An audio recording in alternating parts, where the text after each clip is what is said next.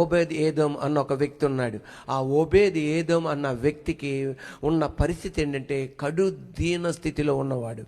ఇక కుటుంబం పరిస్థితి అలా అటో ఇటో అన్నట్టు ఉంది. కడు దీన స్థితిలో ఉన్న వ్యక్తి ఏమనుకున్నారంటే ఆయన పరిస్థితిని చూసి ఎప్పుడు కూడా ఇప్పుడిప్పటికీ ఈ స్థితికి మార్పు రాదు. కానీ ఒక అద్భుతం జరిగింది. ఆ అద్భుతం ఏంటంటే మందసాన్ని ఫిలిస్తీన్ల దగ్గర నుండి ఎక్కడ తీసుకెళ్తున్నారు? యెరూషలేముకి తీసుకెళ్తున్నారు. కానీ అక్కడ దావీదుకి సంబంధించిన వ్యక్తి ఆ మందసాన్ని ముట్టుకోగానే పడిపోయి ఏమైపోయాడు?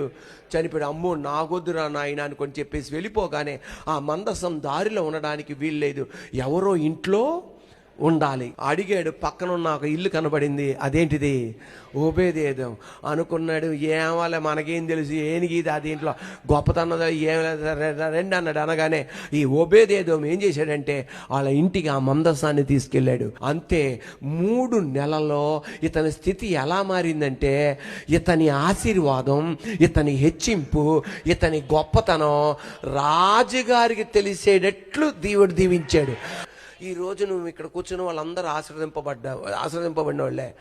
మీరు ఆశీర్వదింపబడిన వాళ్ళని మన ముఖ్యమంత్రి గారికి తెలుసా? కనీసం డిప్యూటీ సీఎం గారి కన్నా తెలుసా నువ్వు ఆశీర్వదింపబడ్డావని? అంటే అంత ఇంపాక్ట్, అంత ప్రభావితం చేశాడు. ఈ 3 నెలల్లో ఈయన స్థితికి దేవుడు ఎంత ప్రభావితం చేశాడు అంటే, యేసయ్య నీతో చెప్పేది నువ్వు అనుకున్న దానికన్నా తొందరగానే నీ కొరకు కార్యాలు జరిగిస్తా. సంవత్సరాలు పట్టవలసినది, ఎన్నో సంవత్సరాలు పట్టవలసినది, ఎన్నో నెలలు పట్టవలసినది 3 నెలలు నా దేవుడు పరిస్థితి మార్చగలిగాడు.